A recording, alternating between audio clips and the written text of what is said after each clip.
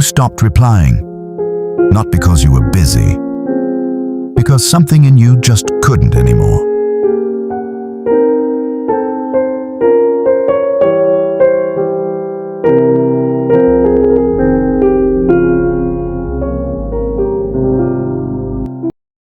You stopped replying, not because anything happened, not because they said something wrong or did something unforgivable, just because opening the message felt heavier than leaving it there. And somehow, leaving it there felt like the only honest thing you could do. This is not a video about introversion. This is not going to romanticize solitude the way the internet does. Aesthetic candles, quiet mornings, peaceful independence. That version is too clean, too comfortable, too far from what actually happens inside the person who quietly withdraws. Because the real psychology of people who choose to be alone is not peaceful. It is complicated. It is a slow accumulation of moments, of feeling unseen by people who claimed they understood you, of shrinking yourself to stay accepted, of watching vulnerability get remembered and used against you later. It is loneliness in a crowded room finally becoming unbearable enough that physical solitude started feeling like relief.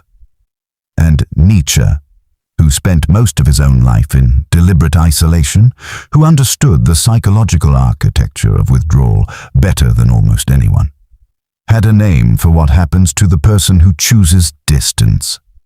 And what he found was not what most people expect. It never begins dramatically. Nobody wakes up one morning and decides to withdraw from the world. It does not happen in a single moment of disillusionment or after one specific betrayal. It enters slowly, quietly, in small accumulations. At first you still wanted people around you. You still reached out, still invested, still showed up for conversations you hoped would go somewhere real. But over time, you began noticing something that could not be unnoticed. Every environment demanded a performance. Around certain people, you had to shrink parts of yourself to remain accepted. Your depth made them uncomfortable, so you learned to hide it. Your ambition had to be concealed because visible ambition attracted something quiet and hostile in the people around you. Even your genuine emotions had to be managed carefully, because full emotional expression invited reactions you were not always prepared to handle. So you began editing yourself, not dramatically, in small invisible adjustments. A thought left unspoken, an opinion softened, a feeling compressed into something more socially acceptable. And after enough of those adjustments, something shifted. Silence started feeling more honest than expression. And once that shift happens, once a person discovers that being alone asks nothing of them that being around people constantly demands, something changes in how they experience solitude. It stops feeling like absence. It starts feeling like permission. Solitude did not enter as a choice. It entered as protection. Nietzsche chose solitude deliberately and repeatedly throughout his life. Not because he hated people. He was clear about that. He withdrew because he found that most human interaction operated at a level of depth that left him feeling more alone than actual solitude did. He described most social environments as places where the individual is slowly dissolved, where the pressure to conform, to perform, to maintain an acceptable version of yourself gradually erodes the part of you that thinks independently. He called it the herd, not an insult, a psychological observation. The herd does not require you to be dishonest. It simply makes honesty socially expensive. It creates invisible incentives to agree, to shrink, to perform belonging rather than actually belong. And Nietzsche said the person who becomes aware of this dynamic faces a specific and painful choice. They can continue paying the social cost, continuing to edit themselves, perform acceptable versions of their personality, and live with the quiet exhaustion of never being fully seen. Or they can withdraw. And withdrawal, Nietzsche observed, is not weakness. In its early stages, it is one of the most psychologically honest things a person can do, because the person who withdraws has simply stopped pretending that a performance is the same as a connection. They are not cold. They are simply tired of performing warmth they no longer feel. But Nietzsche also saw something darker underneath the withdrawal, something the person choosing solitude rarely admits to themselves, and it is the part that changes everything. Here is what nobody tells you about choosing to be alone. It works. That is the dangerous part. When you stop expecting understanding from people, you stop bleeding emotionally every time they fail to provide it. When you reduce your emotional exposure, you reduce your emotional risk. When nobody fully enters your inner world, nobody can betray what they find there. The relief is real. The peace is genuine. And that is precisely what makes it so difficult to leave. Because the mind is pattern recognition.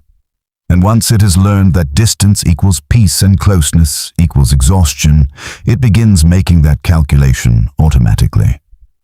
A message arrives, and something in you registers it not as connection, but as demand.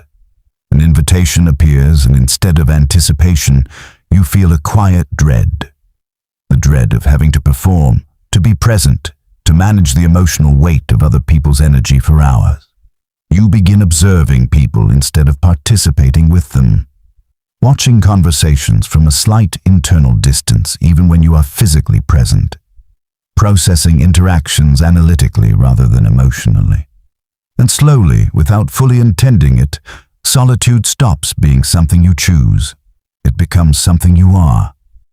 First it was healing. Then it became identity. And you stopped noticing the difference. Here is the truth that lives underneath all of it. The person who has chosen solitude still craves connection. They have not stopped wanting to be understood. They have simply stopped believing it is available to them. And that distinction between not wanting connection and no longer believing in its possibility is one of the most psychologically significant distances a human being can travel.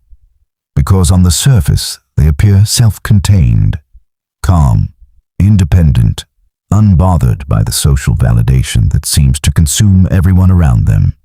But underneath that composure is something more complicated.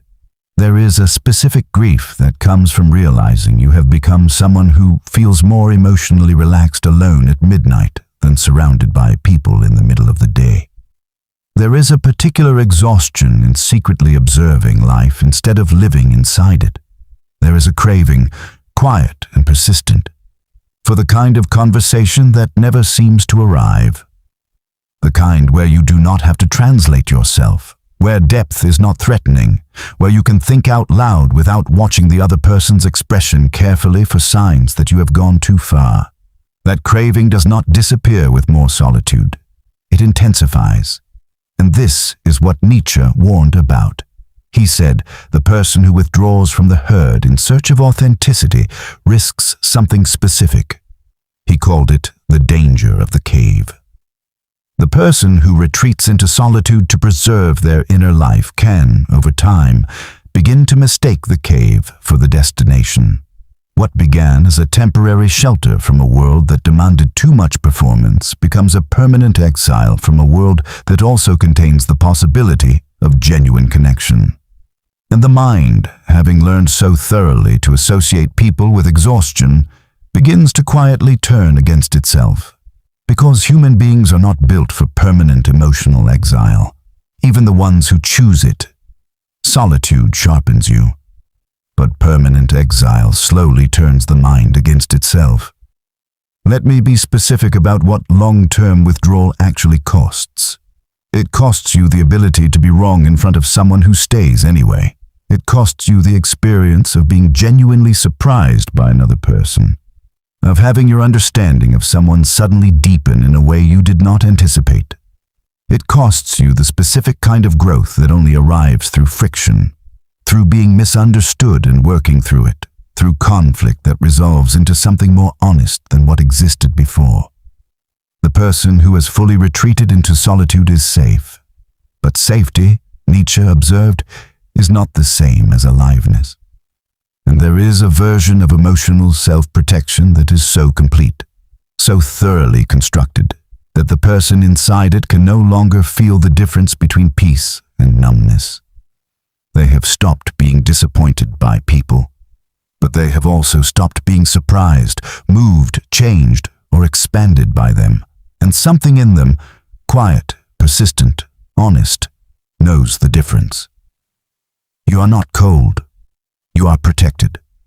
But protection and living are not the same thing. Nietzsche did not glorify permanent solitude. He valued it as a laboratory, a place where the individual could strip away the performance, return to their own thinking, and build something genuine. But he was clear that the laboratory was not the destination.